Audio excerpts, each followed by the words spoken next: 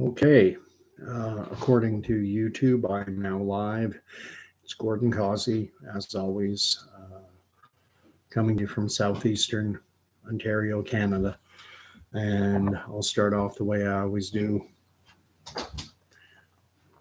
Wonder Mutt is here. Shake, Paul. Come on. Shake.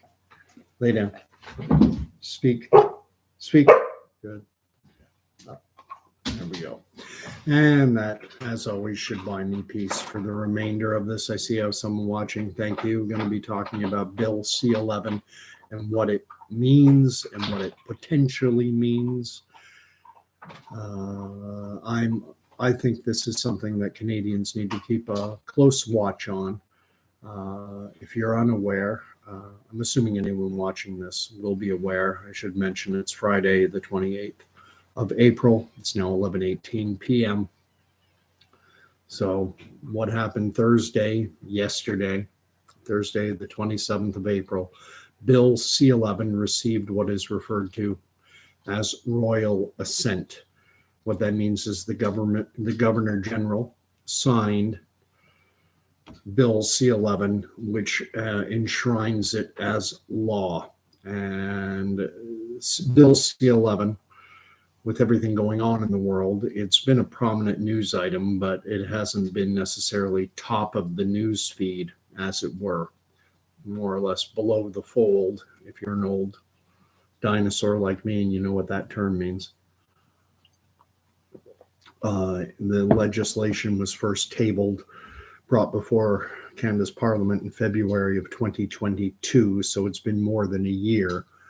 And the way bills become law in Canada is there's first reading and debate in Parliament, second reading, more debate, then a vote.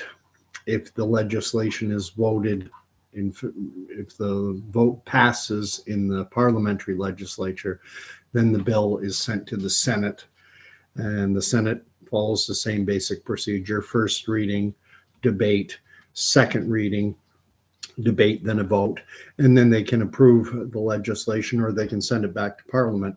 And that's what happened with Bill C-11. Bill C-11, there were concerns both at the parliamentary level and at the Senate, and the Senate and parliamentary committees recommended amendments to the legislation, specifically around what is termed user-generated content. This gets a little convoluted, but the legislation contains provisions which, according to parliamentary committees and according to Senate committees, would permit the government of Canada to censor user-generated content. What is user-generated content? My video. I'm a user. I'm not a medium. I'm not a corporation. I'm just an individual citizen. I'm expressing my thoughts, views, ideas, opinions, and I do it likewise on my Facebook feed. I publish a Substack, and I express my thought, views, and opinions, and share them, disseminate them. I am a fart in a hurricane, but I was remarking to someone the other day that when it comes to what I will call consensus view or approved views on any number of topics, be it on COVID, be it on climate change, be it on gender identity, maybe even the war in Ukraine, the war between Ukraine and Russia, there is almost a government-approved message on on any of those topics. And oftentimes my opinions, my views run counter to what the approved narrative is. And I express those views and opinions here on YouTube, on Facebook. And it's challenging even now. It has been challenging even without Bill C-11, because I've had videos removed, I've had posts removed, I've been censored, I've had my account suspended for periods of time, both here on YouTube as well as Facebook. And so let's dive in a little to Bill C-11. The way it was sold to Canadians is that it will promote Canadian content. It will both protect Canadian content and promote it online. And that can be seen as a positive thing. In Canada, we have something called Canadian Content Regulations, CanCon rules. And this may not be well known. Prior to this, though, the internet wasn't regulated. These Canadian content regulations centered around television and radio primarily. And so what would happen is you have a TV station in Red Deer, Alberta, or wherever, doesn't matter the location, but a Canadian broadcasting outlet, whether it be a radio station or a TV station, they put out programming, and Canadian content regulations stipulated that a specific percentage of the content that went out over the airwaves on television or on the radio, that it had to be deemed as Canadian content. And this is significant. It's important because it would be far easier for a Canadian broadcaster to simply buy an American show that's already made money down in the US. So rather than produce your own show, pay the actors, the producers, the writers, the technicians, rather than going to all that expense, you could simply buy an American show for a fraction of that cost that it would take to produce your own content. And so Canadian content regulations gave us shows, gave us TV shows that I would argue would not have ever made it to air otherwise. Shows like Corner Gas or Little Mosque on the Prairie, or Canadian game shows. If you go back into my, go back to the 70s, you'd be looking at the Beachcombers, you'd be looking at King of Kensington, Alan King, or I forget the actor's name now, Al Waxman. These, Canadian content regulations with respect to older established media did help, and it likewise in radio, in the music industry. It gave birth to careers for Canadian musicians. I would have to wonder if the Gordon Lightfoots, the Bryan Adams, the Celine Dion's, whoever, Honeymoon Suite, would these acts, would these performers have been viable if Canadian radio stations hadn't been required to put forth a certain percentage or certain amount of Canadian content? So that's the way the legislation was sold, because now online providers like Netflix or Amazon Prime or Hulu, I don't know, all these, now Canadian consumers will have to be exposed to it. Now Netflix, for example, will be regulated, and it seems like a certain percentage of the shows that they put on offer and the movies will have to be deemed as Canadian content. And that aspect of the legislation is not what is concerning, not to me. What is concerning to me, as a publisher of content, you use a user who generates content and uploads it, like I'm doing right now with my YouTube video, or with my posts on Facebook, or with what I write on my Substack, which I do only very rarely. I write something, it seems like once every 1 or 2 months. But will the government be able to censor it? And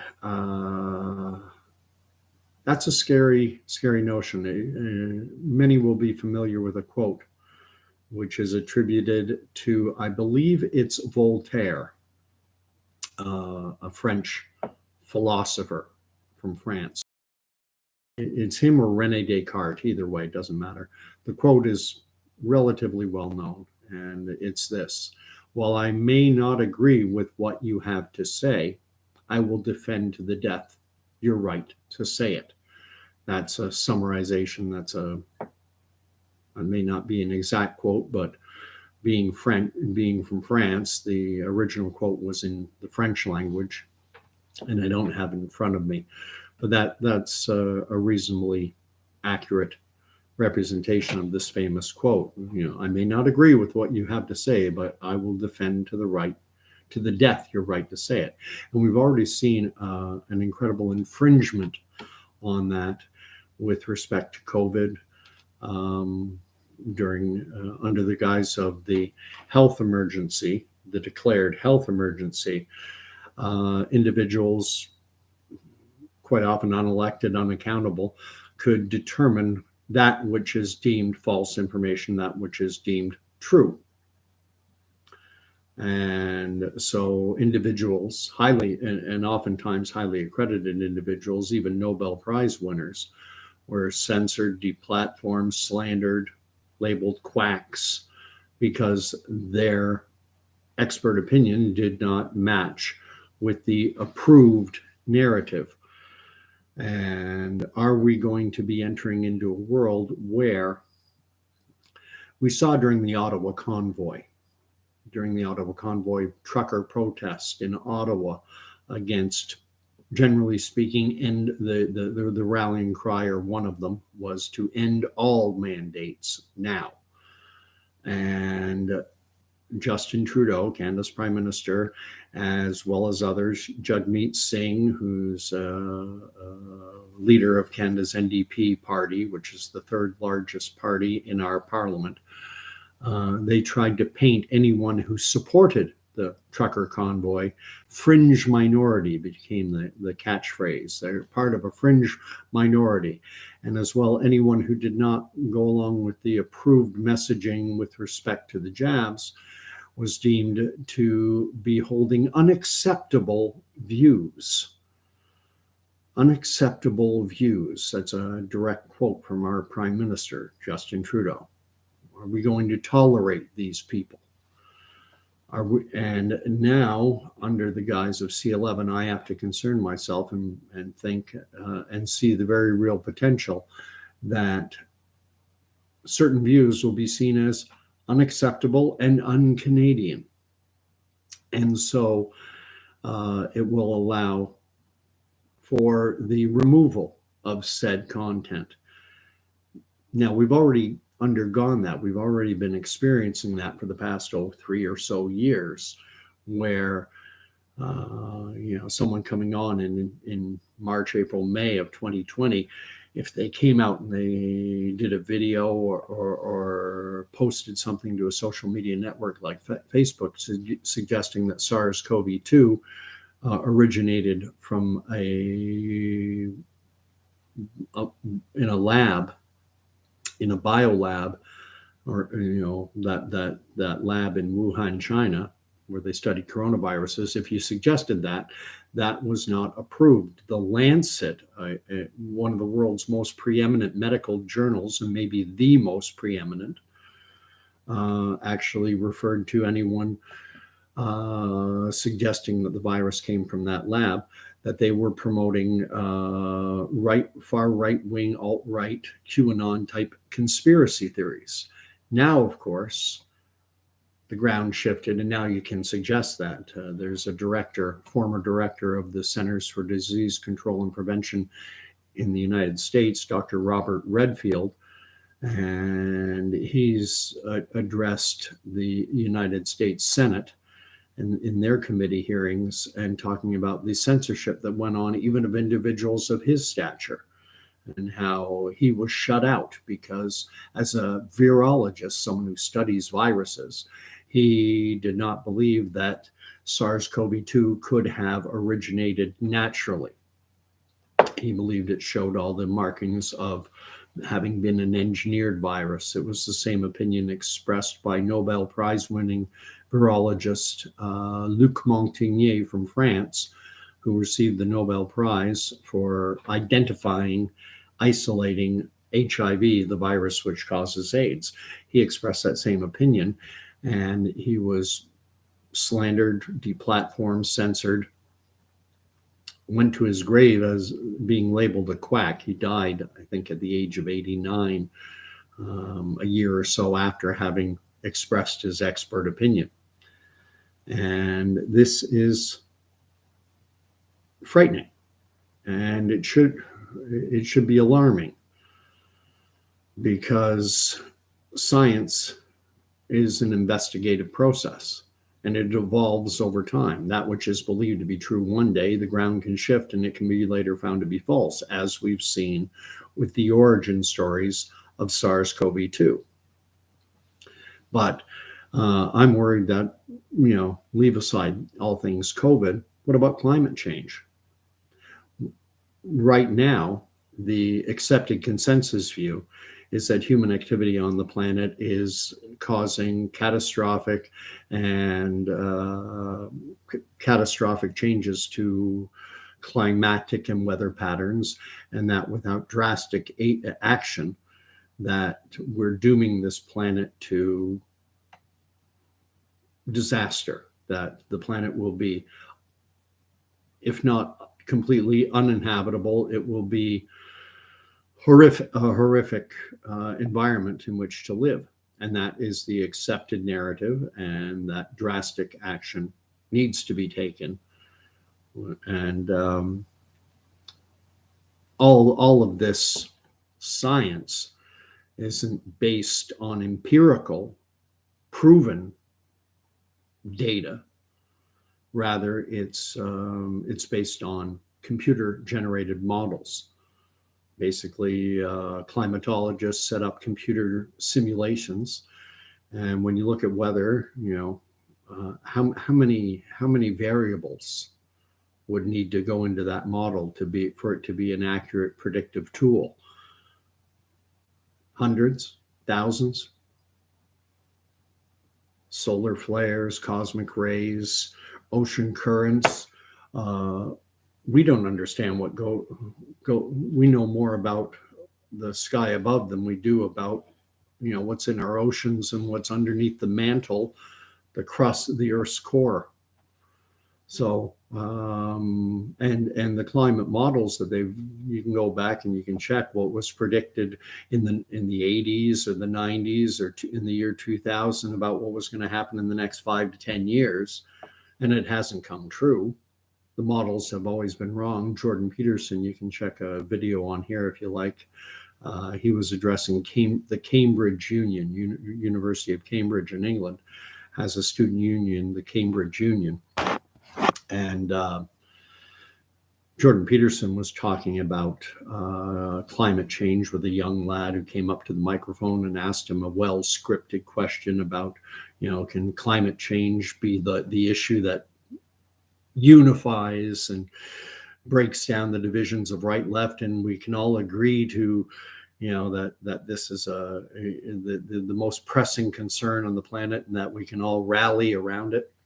And Peterson said no. He said it's not going to unify us. He said, and the point he made was that the computer models that they put out their projection, and then around the projection, going forward in time, they have to put error bars. And as time goes forward, and as the errors accumulate, those error bars get wider and wider and wider as you move forward in time.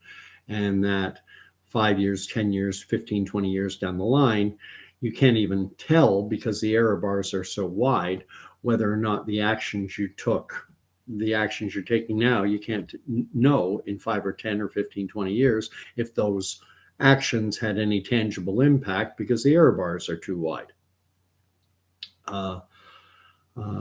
I'm not, full disclaimer, I'm not a climatologist, I'm not a meteorologist. I was looking up just before doing this video. There is the first woman in the United States to have ever earned a degree in meteorology. She expressed her skepticism over climate change, saying that as a scientist, that she was skeptical on the validity of computer generated models and simulations, and rightfully so. They're not a crystal ball. They're not a time machine. One volcano goes off and it can throw every computer model projection out the window, because volcanic ash gets spewed into the atmosphere, and that is said to be something that causes global cooling. So I do think this is my biggest concern ultimately, is that censorship is one thing. I've been censored. Lots of people have been censored. I've had, as I said, I've had my YouTube videos removed.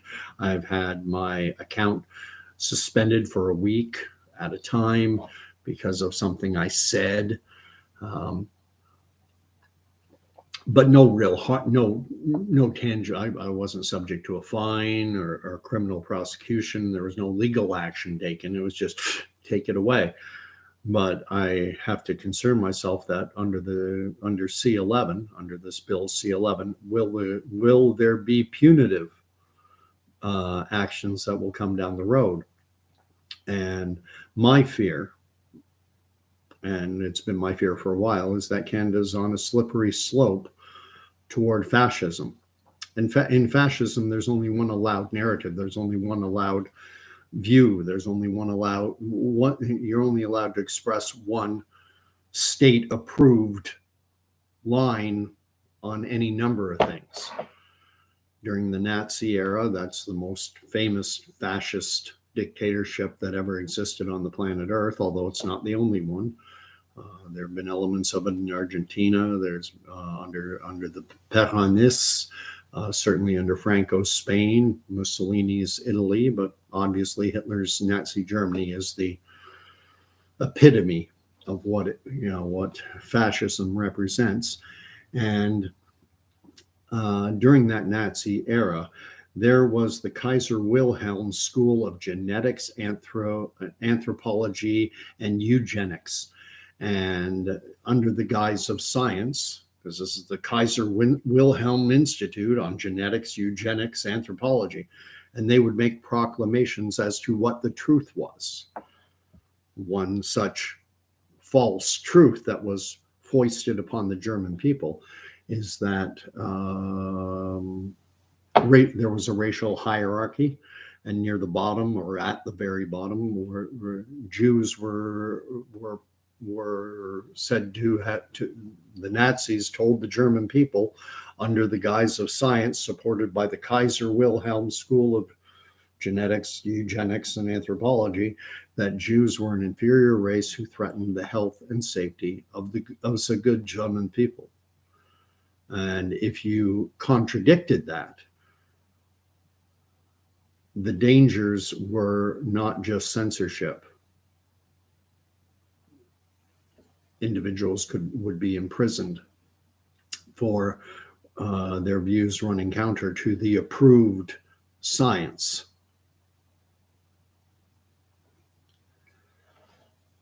And the way things are going to roll out now, according to what I've read, now the legislation has been signed by the Governor General. It's now enshrined in Canadian law. Now it goes to the CRTC, the Canadian Radio and Telecommunications Commission, which is not an elected body.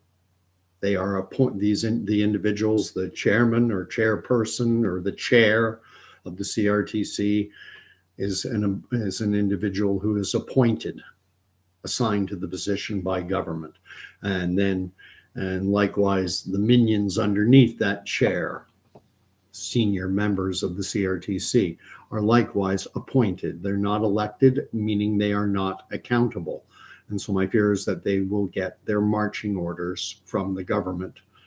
And what they are saying is going to happen is that the CRTC is going to publish how these regulations are going to be implemented, how they are going to be administered, how they are going to be enforced.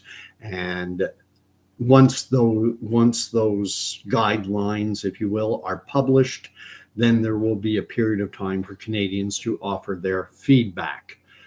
What I find incredibly curious, and I'll wrap it up with this, is that the Trudeau government has stated publicly that there is no intent, they have no intention of censoring user-generated content. And yet, within the legislation itself, there are provisions that allow for the censorship of user-generated content. So the opposition parties in the Senate proposed amendments that would have removed those provisions. Oh, you don't intend to use this legislation to censor user-generated content? Well, then let's remove those provisions, because you say you have no intention of censoring user-generated content. So if you have no intention of doing that, why have provisions for such activity? Let's remove them. And the Trudeau Liberals said no. And they rammed it through without any changes to those provisions are in place. I will let you know right now, I don't care. I don't care. When it comes to, I can see it coming down that on what I'll call gender ideology, this notion that gender is not a matter of biology, that it's not a matter of chromosomes and of simple biological reality. The talking point now is that gender is a societal construct, and that in today's world, it is the individual, based on their own subjective feelings, who determine what their gender identity is, whether it be male, female, non-binary, fluid, cis, or whatever. And I don't agree with this. I prefer objective reality, X, Y, or XX. What are you? Do you have two X's? You're a woman. Do you have an XY? If you're XY, okay, you're male.